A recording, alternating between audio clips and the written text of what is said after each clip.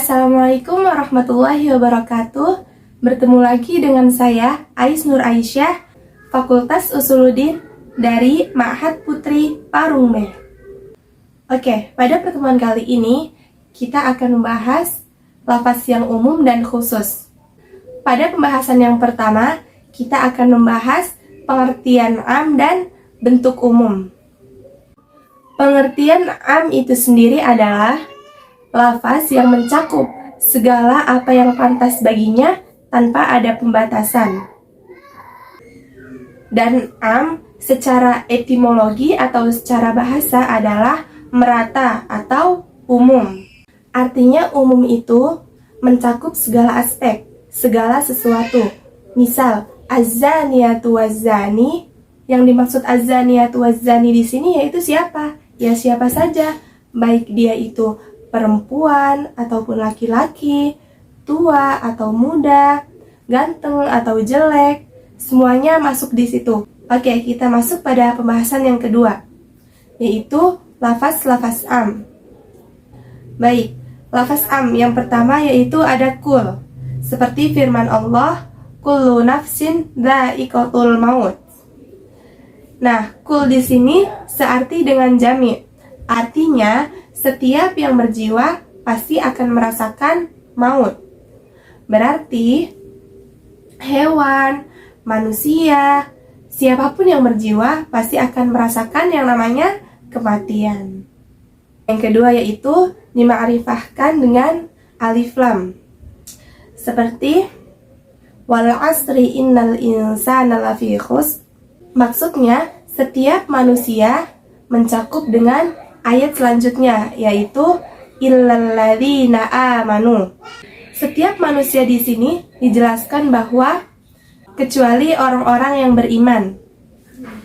Jadi di sini artiannya umum, semua manusia akan merugi kecuali orang-orang yang beriman. Yang ketiga yaitu ada isim nakiroh dalam konteks nafi dan nahi. Seperti fala rafatha wala fusuqa wala jidala fil hajj. Janganlah kalian sekali-kali berkata rofas atau jorok dan berbuat maksiat dan bertengkar pada saat haji. Itu termasuk larangan dan itu mencakup atau masuk kepada am untuk siapa saja. Dan contoh kedua ada juga pada ayat fala taqullahuma uff. Janganlah kalian sekali-kali berkata atau kasar pada orang tua, itu juga termasuk larangan dan itu untuk umum, tidak terkhususkan. Yang keempat yaitu ada allati dan alladhi beserta cabang-cabangnya. Misal, walladhi qala liwalidayh, Al-Ahqaf ayat 17. Uffil lakuma. Maksudnya, setiap orang yang mengatakan seperti itu berdasarkan firman sesudahnya dalam sighah jama' yaitu ulaikal ladzina haqqan 'alaih, surah Al-Ahqaf ayat 18. Yang kelima yaitu ada semua isim syarat. Pada surah Al-Baqarah ayat 158 di sini menunjukkan bahwa semua umum bagi semua yang berakal. Dan pada surah Al-Baqarah ayat 197 di sini untuk menunjukkan bagi yang tidak berakal. Oke, dan lafaz am yang terakhir yaitu isim jama' yang dita'rifkan dengan idhofah. Pada surat An-Nur ayat 63 maksudnya segala perintah Allah, dan An-Nisa ayat 11. Baik, sekarang kita akan masuk pada pembahasan yang ketiga, yaitu macam-macam am. Yuk, kita ikutin terus videonya. Am yang pertama yaitu am yang tetap dalam keumumannya. Dan yang kedua, al-am, al-murad bihi al-khusus. Dan yang ketiga atau yang terakhir yaitu am yang dikhususkan. Pada macam am yang pertama, seperti pada firman Allah surat Hud ayat 6, yang artinya tidak ada satu binatang pun yang melata di bumi, melainkan Allah lah yang memberi rizkinya.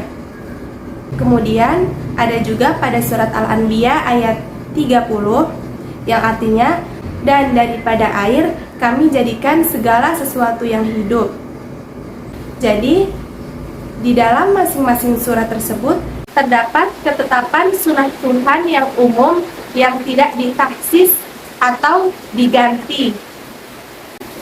Berarti dua ayat tersebut adalah pasti dalalahnya tentang keumumannya.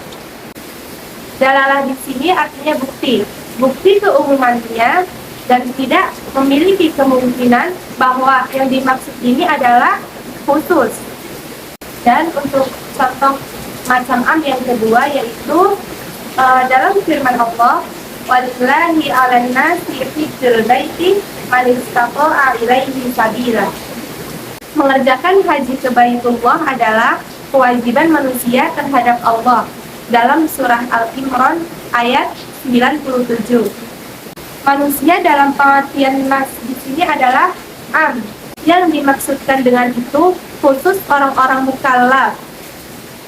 Karena akal di situ sebuah batasan yang menetapkan tidak masuknya anak-anak kecil dan orang gila. Jadi, umum di sini adalah kekhususannya sendiri. Oke, dan untuk contoh yang ketiga atau yang terakhir yaitu wal muqallaqatu yatarabbasna. Perempuan-perempuan yang dijatuhi talak itu menahan diri atau menunggu. Dalam membedakan antara al-am itu yang khusus dan al-am al-maksus, Imam Asy-Syaikoni berkata, al-am yang dimaksudkan itu al-khusus itu bukan umum, seperti kitab-kitab taklif yang umum. Maka yang dimaksud dengan al-am di sana ialah khususnya orang-orang yang menjadi objek taklif. Jadi umumnya di sini kepada orang-orangnya, karena kan seperti yang mukallaf tadi yang sudah dijelaskan bahwa dia itu sebuah batasan, jadi tidak masuknya anak-anak kecil dan orang-orang gila. Jadi anak kecil tidak akan masuk kayak yang tentang ditalak atau apa seperti itu. Baik, sekarang kita masuk pada pembahasan lafaz umum yang bermakna khusus dan lafaz umum yang dikhususkan. Contohnya, khudh min amwalihim shadaqah. Lafaz tersebut jelas umumnya, yang berarti harta-harta, seakan semua harta. Padahal yang dimaksud hanya harta tertentu yang untuk dizakati. Kemudian, lafaz umum yang dikhususkan. Walillahi 'alan nasi hijjul bait. Seperti yang sudah dijelaskan pada materi sebelumnya, yaitu mengerjakan haji ke Baitullah adalah kewajiban manusia terhadap Allah. Dan pada ayat ini diperuntukkan untuk seluruh manusia. Walaupun lanjutan ayat tersebut hanya meliputi kewajiban haji bagi orang yang mampu. Kemudian kita masuk pada pengertian khos, taksis, dan mukhassis. Khos dalam bahasa Arab merupakan lawan kata dari am. Dan maksus yaitu pengkhususan atau mengeluarkan sebagian dari yang mencakup lafaz am. Dalam materi ini berarti penjelasan hukum pada lafaz am. Dan yang terakhir yaitu mukhassis adalah sesuatu yang mengkhususkan atau disebut sebagai dalil yang menjadikan adanya pengkhususan lafaz. Kemudian kita masuk pada pembahasan taksis, yaitu ada dua. Yang pertama, as-sunnah dengan Al-Quran, dan yang kedua yaitu ada berdalil dengan yang umum. Untuk as-sunnah dengan Al-Quran, yang pertama yaitu terkadang ayat Al-Quran mengkhususkan keumuman as-sunnah.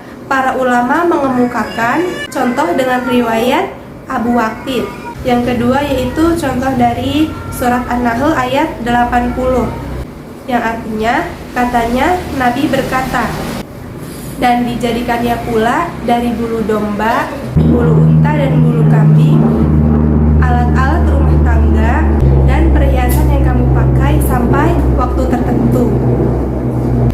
Sebagian berdalil dengan yang umum. Para ulama berbeda pendapat tentang sah atau tidaknya berhujjah dengan lafaz yang umum sesudah ditaksis. Oke, sekarang kita masuk pada pembahasan yang terakhir, yaitu yang tercakup dalam dalil khusus. Para ulama silang pendapat tentang kitab yang ditujukan secara khusus kepada Nabi Muhammad, seperti surat Al-Ahzab ayat 1 yang artinya, "Hai Nabi, bertakwalah kepada Allah dan janganlah kamu menuruti keinginan orang-orang kafir dan orang-orang munafik. Sesungguhnya Allah Maha mengetahui lagi Maha bijaksana." Apakah mencakup seluruh umat atau tidak? Ada dua pendapat. Yang pertama, mencakup seluruh umat, dan yang kedua, tidak mencakup umat, khusus untuk Rasulullah Shallallahu Alaihi Wasallam. Mereka juga silang pendapat tentang kitab Allah yang menggunakan lafaz Ya ayyuhan nas, seperti pada surat An-Nisa ayat 1 yang artinya, "Wahai manusia, bertakwalah kepada Tuhanmu yang telah menciptakan kamu dari diri yang satu jiwa." Apakah ia mencakup Rasulullah atau tidak? Ada dua pendapat juga. Yang pertama, menurut pendapat sahih, mencakup Rasulullah juga. Dan pendapat yang kedua, menurut ulama lain, jika tidak ada kul, maka mencakup Rasulullah. Dan jika ada kul, maka tidak mencakup Rasulullah. Mungkin cukup sekian penjelasan dari saya. Kurang lebihnya mohon maaf apabila banyak kesalahan. Wallahu a'lam bishawab. Wassalamualaikum warahmatullahi wabarakatuh.